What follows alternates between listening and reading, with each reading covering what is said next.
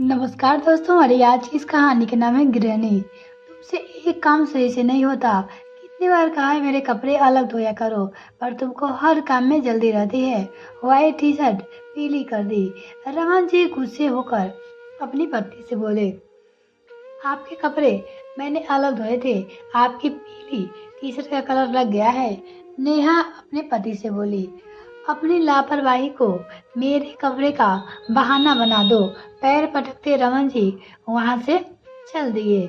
बोलने के बाद, बहू आज फिर तुमने फीकी सी खिचड़ी बना दी है, नहीं खाना मुझे। सासू माँ ऊंचे आवाज में उषा जी चिल्लाई, माँ आपको डॉक्टर ने मिर्च मसाला खाने के लिए मना किया है, आज खा लीजिए, कल मैं कुछ और बना दूंगी। नेहा ने बड़े ही प्यार से अपनी सासू माँ को बुलाया। पास खड़ी नेहा की छोटी बहन स्नेहा ने बहन की ओर देखकर कहा, कैसे इतना सहती हो दीदी, और क्यों? अरे पगली, ये मेरा ही तो परिवार है, मुझसे गुस्सा नहीं दिखाएंगे तो किससे गुस्सा होंगे? काम में वो लग गई। माँ मेरा टिफिन कहाँ है, और मेरी पसंद का पिज्जा बनाई हो ना? मोना बोली, हाँ बाबा तेरा पिज्जा भी पैक किया है, अब जा। और मेरा हलवा? छोटू मोनू कहाँ पीछे रहने वाला था। प्यार से उसके सिर पे हाथ फेरते नेहा बोली, हाँ तेरे टिफिन में हलवा पैक किया है। बच्चे के निकलते ही 2 कप चाय बनाकर स्नेहा के साथ बैठी थी कि सासू माँ कमरे से चिल्लाई, सब पता है मुझे, खिचड़ी खिलाकर तुम लोग हलवा खा रहे हो, आखिर हो तो बहू, तो हर दफा व्यवहार करोगी ना? आने दो रमन को, बताती हूँ उसे। उप दीदी कैसे झेलती हुए सब, तुम्हारी सास और बच्चे, जीजाजी सब अपने हिसाब से तुम्हें चलाते हैं।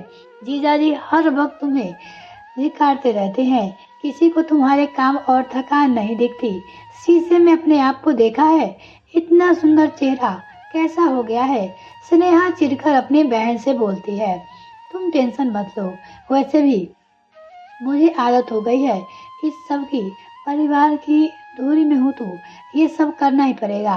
वैसे भी अब मुझे कुछ बुरा नहीं लगता, और रोज की बात है, सबकी जरूरतें पूरा करते अपने लिए समय ही नहीं मिलता। नेहा अपनी बहन से बोली। दोनों बहनें गप्पे मारने में लगी थी। बड़े दिनों बाद नेहा ने इतनी बातें और हंसी मजाक किया था। शाम होते एक के बाद एक घर के सदस्य आते गए। नेहा व्यस्त हो गई। स्नेहा भी नेहा की मदद कराई, रसोई में आ गई। दोनों बहनें रात के खाने की तैयारी कर रही थी। रमन ने आकर पूछा, खाना बनाने में कितना टाइम लगेगा? ज्यादा टाइम लगेगा तो मैं थोड़ा सतीश के यहाँ गप्पे मार कर आता हूँ, कह नेहा का उत्तर सुने बिना ही चल गए। सबके खाने के बाद करीब 10 बजे रमन जी आए। आते ही खाना खाकर सोने चले गए। स्नेहा बहुत दिनों बाद बहन से मिलने आई थी। नेहा ससुराल की जिम्मेदारी की वजह से मायके कम ही जा पाती थी, इसलिए स्नेहा 1 हफ्ते के लिए बहन के पास आई थी। नेहा की दिनचर्या देख उसे बहुत ही कुर्ते हो रहे थे। उसकी टैलेंटेड खूबसूरत बहन सिर्फ घर की नौकरानी मात्र रह गई है, किसी की उसकी परवाह नहीं है। बीमार सास के उलाहने, पति की जिक्री, बच्चे की फरमाइशें में उलझी बहन को देख आश्चर्यचकित थी।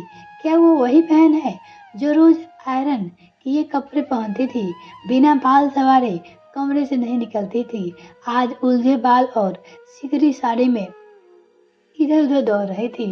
एक सुगर स्त्री बहू पत्नी और माँ बनते ही इतना बदल जाती है। स्नेहा ने आज ठान लिया, बहन के कामों और जिम्मेदारियों का बंटवारा करके जाएगी। जीजा को जीवी को ही समझाएगी। शाम होते ही बच्चे खेलने चले गए। सासू माँ को नेहा बाहर चेयर पर बैठाई ताकि उनका भी मन बहल जाए। रमन ऑफिस से आते ही फ्रेश हो फिर बाहर निकल गए। दीदी रोज रोज जीजू किसके घर जाते हैं? स्नेहा ने बहन से पूछा। किसी के घर नहीं जाते, ये 4-5 दोस्त सामने पार्क में गप्पे मारते हैं, ऑफिस का तनाव कहीं तो दूर करना है, कह नेहा सब्जी काटने लगी।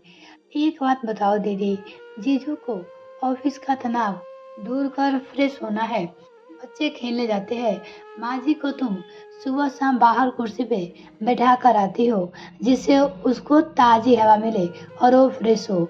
और क्या तुमको कभी अपने फ्रेश होने या फिर ताज़ी हवा लेने के लिए सोचा क्या?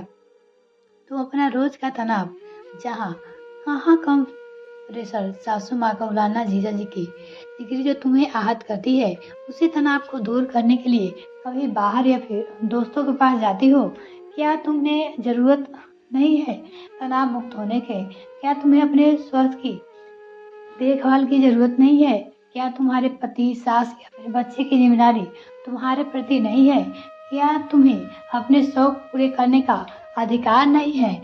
हम औरतें हैं, देने में इतना विश्वास करती है कि अपना स्वास्थ्य तक ही भूल जाती है। स्नेहा की बात सुन नेहा विस्तार थी। साथ ही किसी काम से लौटकर रमन जी भी हतप्रभ थे। इस तरह उन्होंने सोचा भी नहीं था। औरतों का तो काम ही है सास ससुर पति बच्चों की देखभाल, पर औरतों को भी देखभाल की जरूरत है, ये उन्हें आज समझ में आ गया। तुमने आज मेरी भी आंखें खोल दी स्नेहा। सही बात है, जो हमारी देखभाल करती है उसे भी देखभाल की जरूरत है। मैंने कभी नेहा को इस नजरिए से नहीं देखा। बाबूजी को जिस तरह माँ को झिकारते देखा, वही मेरी आदत बन गई। हमारे पुरुष होने का इतना दम है कि हम किसी अपनी गलती देख भी नहीं दे सकते और पत्नी को हर बात पे दोष देते हैं। नेहा का हाथ पकड़ रमन जी ने कहा, सॉरी नेहा, आज मैं ख्याल रखूंगा। तुम भी तनाव मुक्त रहो। तुम्हारी खुशियाँ भी इस घर के लिए जरूरी है। अगर गृहिणी खुश नहीं रहेगी तो घर कैसे खुशहाल होगा?